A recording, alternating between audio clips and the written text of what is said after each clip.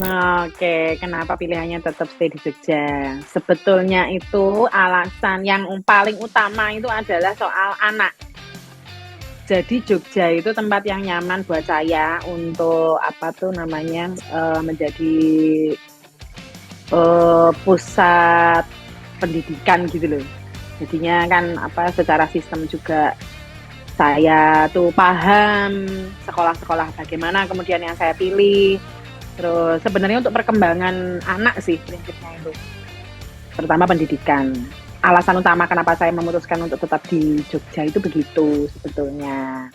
Karena anak masih apa, SD, usia-usia yang apa, saya pikir tidak akan pernah bisa mengulangi kembali ya, kalau kita itu bersama, anak kan.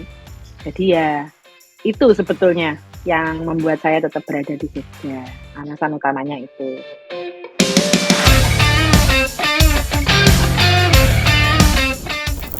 Sebetulnya, waktu dulu viral pertama kali tilik short movie itu, saya kemudian kan ngobrol sama suami, rembukan gitu kan, bahwa prioritas kita itu sekarang apa, gitu. Karena kami sudah berkeluarga, tentu saja keluarga yang jadi prioritas, artinya tidak hanya saya, tapi juga suami dan anak tentu saja.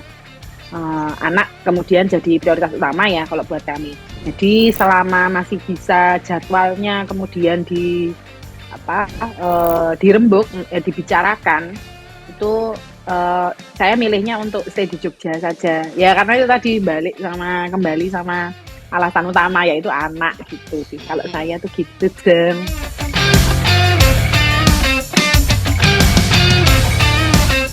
Eee, Sebetulnya itu sebelum terjun di dunia film, saya tuh prinsipnya anak panggung. Saya tuh Oh, berangkat dari seni panggung sebetulnya, teater kan. Jadi memang kalau seni peran, itu memang apa ya istilahnya itu, sudah, memantapkan hati untuk memilih jalur hidupnya itu di situ gitu loh. Nah, terlebih waktu saya kemudian, kok diterima aktor studio waktu itu. Jadi ada satu beasiswa keaktoran gitu dari Garasi Performance Institute sekarang namanya. Kalau dulu namanya Teater Garasi itu membuka kemungkinan yang ya berarti nang kene iki gitu. Kayak apa ya, passion gitu loh. Sesuatu yang menyenangkan untuk dilakoni dan nagih gitu loh halnya tuh. Nah, gitu-gitu sih.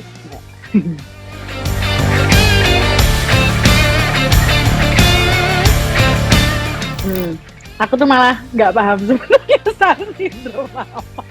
Karena buatku apa tuh ngelakoni hal yang disenengi, istilahnya kok kemudian orang kemudian niteni gitu, orang kemudian apa tuh namanya mengapresiasi itu apa ya?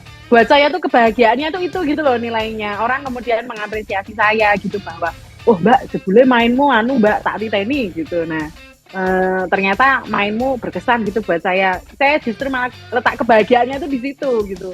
Jadi kok terus habis itu merasa bahwa saya penting atau apa kok kayaknya enggak gitu loh. Ya karena ya prinsipnya sama-sama manusia. Saya juga kebetulan bergelut di dunia kesenian aja gitu sih. Yang lainnya kan memutuskan untuk dengan cara hidupnya masing-masing kan. Jadinya dan jadi podo gitu. Sebetulnya itu sama gitu. Porsinya itu sama prinsipnya. Podo-podo manusiani sama-sama manusianya. Udah gitu aja sih. Cuman aktivitasnya aja lebih banyak di mana gitu porsinya gitu aja.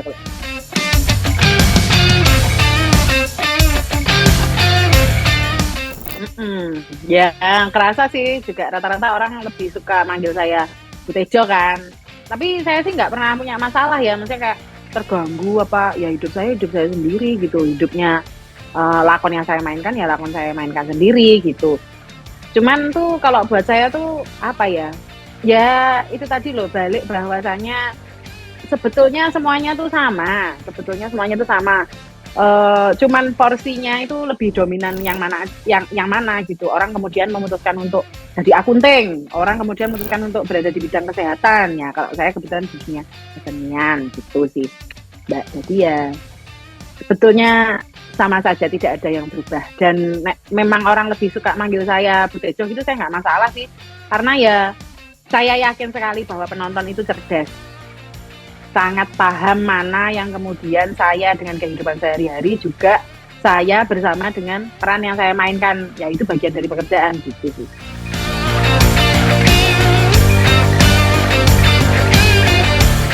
Justru malah itu yang kemudian selalu dipertanyakan gitu ya orang-orang, bahwa ada nggak kemudian yang apa tuh namanya kontak fisik gitu, menjahati gitu istilahnya, apa tiba-tiba ngomel-ngomel gitu di depanmu. Kok enggak ya? Justru malah rata-rata tuh kalau ketemu sama ibu-ibu gitu, misal kayak langsung meluk gitu, terus megangi tangan, terus nanya bahwa sukanya makan apa gitu, sukanya makan apa, nanti tak masakin ke rumah, ayo main ke rumah gitu, senengnya makan apa gitu. Terus kayak yang awal justru malah sambutan hal-hal begitu gitu loh, yang buat saya tuh jadi seneng gitu ya, karena orang kemudian notisnya hal baik gitu sih, kalau saya sih gitu.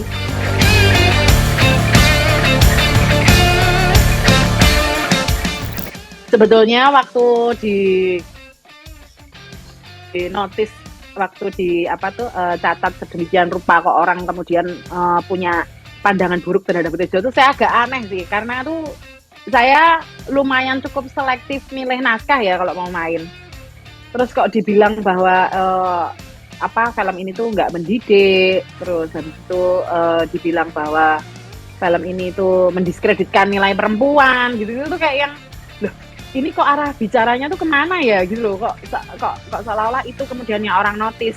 Kalau buat saya waktu itu short movie itu kan karena memang porsinya ya segitu gitu durasinya untuk kemudian berbicara, jadi kemudian ada si tilik series ini jadi lebih lega gitu loh, jadi kayak lebih lega bahwasanya sebetulnya yang kami bicarakan waktu bedah naskah sebelum produksi, hal-hal begitu tuh kemudian tersalurkan di tilik series ini gitu. Nah orang tuh apa sih, memang kecenderungannya judgmental gitu jadi bawaannya udah pengennya tuh mencaci duluan gitu loh sebelum mendengarkan gitu. Nah itu kan yang bikin saya agak agak terganggu gitu. Terus tak bilang sama suami bahwa ngapa ya orang wong ki do koyo ngene gitu, kenapa ya orang tuh kok kayak gini gitu responnya. Ya itu terus suami bilang, ketika itu sudah sampai penonton, hak publik, ya orang juga kemudian punya respon sendiri-sendiri ya. Dewasa berkarir itu ya gitu, diterima bahwasannya memang tidak semua orang untuk punya selera yang sama gitu. Justru malah di situ sih nilainya. Ya makanya waktu itu oh ya wis lah gitu, memang ya mungkin ada yang tidak satu selera nonton saya.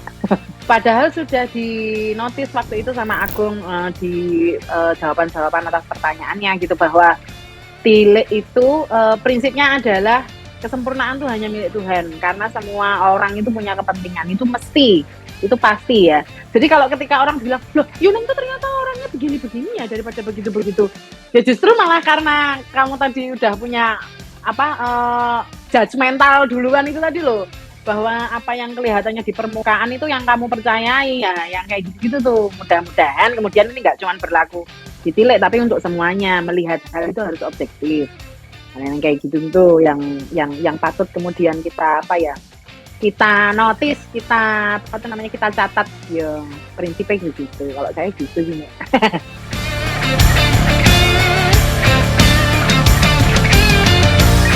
Responnya lah, aku sempet nggak percaya, yang ini beneran nggak sih? Oh mbak tenan gitu, oh mbak beneran gitu, bahwa ini mau dijadiin series gitu. Series kan ya, kalau series itu kan lebih banyak punya kesempatan bicara gitu loh, karena berepisode-episode, durasinya juga lebih panjang. Itu yang bikin saya itu jadi bahagia gitu, karena memang niat kami awal bikin karya tuh bukan dalam rangka yang di notice orang di awal tadi, bahwa ini tuh karya yang misoginis, nggak yang kayak gitu loh. Nah ya itu, terus senang sekali. Terus saya lebih banyak ngobrol sama Mas Bacep sih, sama penulisnya yang utama itu, penulis utamanya itu, dan kemudian mendengarkan tim penulis juga untuk mendengarkan idenya ini mau dibawa kemana gitu.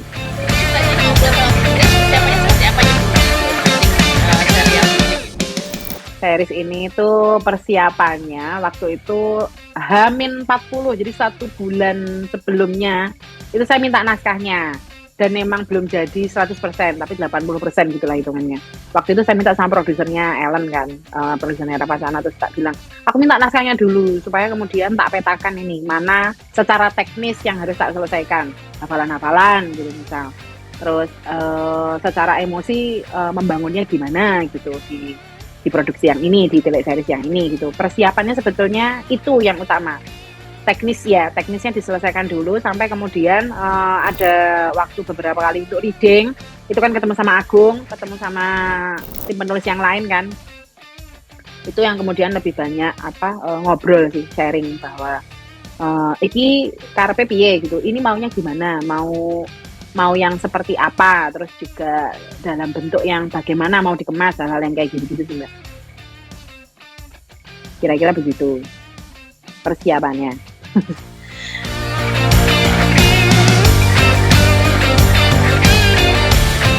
Aku tuh itu tadi titik kebahagiaanku bermain itu adalah ketika kita diapresiasi sama penonton gitu.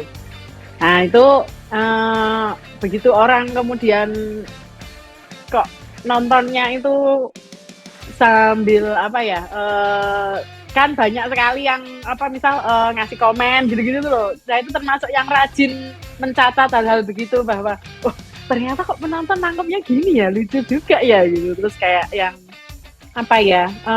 bahwa ini diapresiasi sedemikian rupa tuh wis pokoknya top of the top lah pokoknya.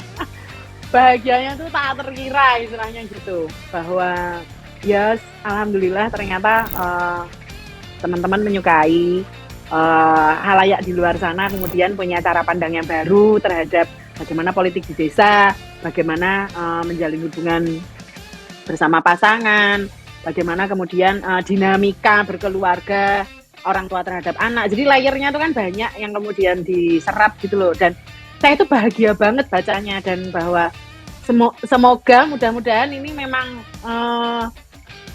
titik awal untuk karya yang selanjutnya yang lebih punya manfaat gitu sih buat masyarakat sih, saya berdoanya gitu mudah-mudahan.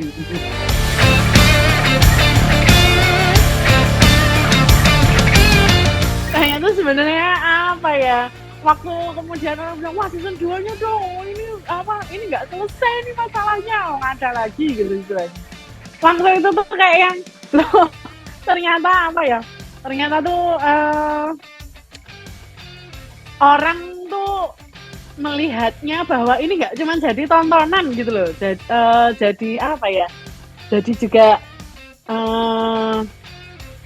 orang yang hiburan lah, jadi nggak cuma jadi hiburan lah, tapi kemudian cerminan sih, saya lebih ngelihatnya gitu ya, bercermin untuk itu tadi, ada kemudian hidup yang sedemikian rupa, istilahnya tuh nggak usah sibuk ngomongin tetangga, tapi nonton aja ini dalam bentuk yang sudah dikemas memang fiksi gitu loh, tuh ya, kemudian bisa sama-sama nyinaoni gitu. Nah saya tuh senengnya karena itu sih, itu gift ya, hadiah gitu loh buat saya, bahwa penonton beragam, dan ternyata kemudian niat kami di awal bikin karya itu memang sampai gitu di penonton gitu, bahwa ini bukan dalam rangka mau bikin karya bisnis loh gitu lah.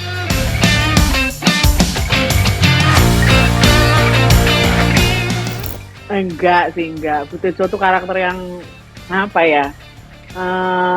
Superwoman kalau model Wonder Woman gitu, karena dia itu saya secara pribadi ya menilainya dia itu secara individu, secara pribadi itu berdiri sebagai orang yang punya sikap tegas, punya prinsip. Itu yang kemudian sangat saya catat terhadap diri saya sendiri gitu. Memang dia cinta sama pasangan apapun, kemudian kalau budaya Jawa itu kan apa-apa ki nggo sing lanang gitu, nggo sing kakung gitu, untuk suami gitu. Di agama juga begitu kan istilahnya, surga dan neraka itu ikutnya istri itu ya sama suami gitu. Tapi bukan berarti kemudian ketika suami melakukan hal yang salah, kita justru malah tidak mengingatkan. Poinnya di situ sebetulnya. Ya karena menyadari bahwa sama-sama manusia, sama-sama punya apa tuh hawa nafsu gitu kan, apa sama-sama punya ego, hal begitu yang kemudian harus ditakar itu loh. Orang yang sangat apa ya, tough lah, kuat gitu. Dan itu yang kemudian membuat saya justru malah belajar secara pribadi gitu, membaca diri saya sendiri gitu, bahwa jadi perempuan tuh harus yang gimana sih. Tentu saja saya tidak mungkin sekuat Bu Asri ya. dengan sekuat apa dengan segenap hati, dengan sekuat tenaga untuk kemudian mencalonkan dirinya menjadi pemimpin itu kan nggak gampang ya. Wong ibaratnya saya tuh ngurusi diri saya sendiri aja suka riwah gitu, aku ngurusi orang banyak gitu loh. Nah, itu memang besarnya hati seorang Bu Asri Ningtyas ini tadi. Dan dikemas dengan cara yang dikemas dengan cara yang Bu Asri ini bukan di pribadi perempuan yang standarnya itu ditentukan dari cara lemah lembut berbicara, caranya yang kemudian tetap kalem menghadapi masalah gitu. Ada waktunya ngegas ya ngegas aja. Itu lucu gitu loh buat saya tuh. Itu kenapa kok terganggu nggak? Buat saya enggak sih. Karena ya memang Bu Asri ki panutan lah kalau buat saya. Gitu kira-kira.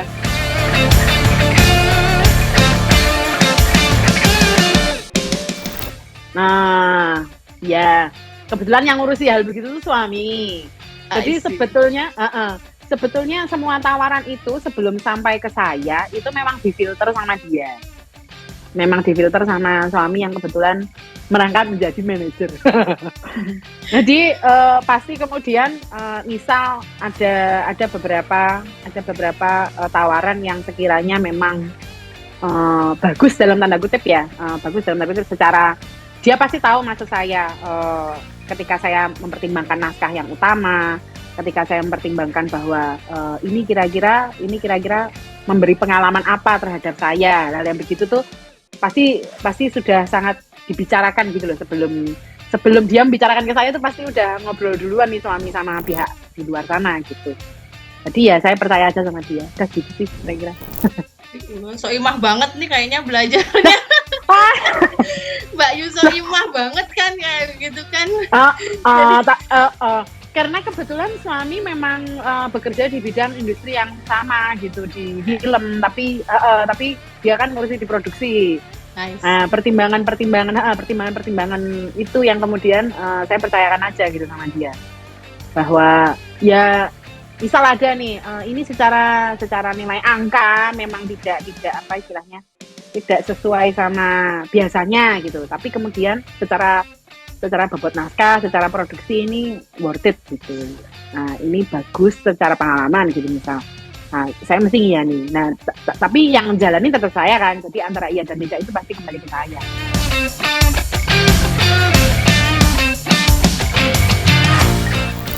Saya tuh kepengen, kalau dulu pernah ada pertanyaan sama tuh tak jawab orang dengan punya masalah dengan kejiwaan gitu. Yang pertama itu, terus yang kedua aku pengen nyoba action ya, kayaknya lucu deh.